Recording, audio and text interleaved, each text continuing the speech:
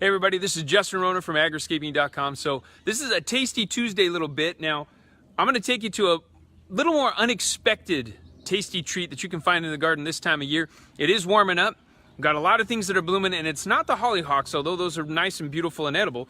I'm going to take you a little bit further into my garden, into a nice little sunny spot, so that you can see right on the perimeter of my grass, as you can see in the background there, is a wonderful little plant that we grow pretty much year-round out here.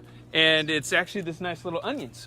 So green onions stalk up like this and put out a nice little flower at the top. And then the flower turns into this. Now at this stage, as you can see right there, they look almost like tiny little capers.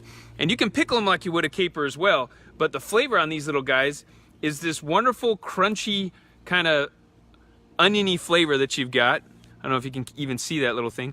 But I love them at this stage right here. You can throw them in a salad with the whole stem. It's got a nice little crunch to it, but it's a wonderful oniony kind of flavor that you can have. You can also do it with some of the garlic herbs as well, as they flower out like this.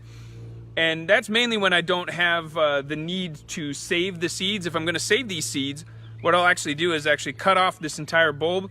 Usually I'll go down a couple feet on the stem, and I'll actually hang this upside down in my garage with a little organza bag around it. So an organza bag is also a really important thing that you can have in your garden this time of year to keep all the birds off of your peaches, your grapes. I mean, we did a video a little while back about protecting your grapes, and the organza bags are the main way to do it.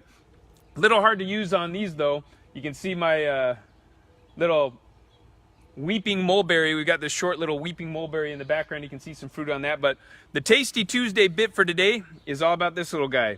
Little onion capers, we'll call them. And this is, again, a green onion. And right at this stage, before they've gone totally white, they've still got a little bit of a green hue to them. Wonderful, crunchy little treat.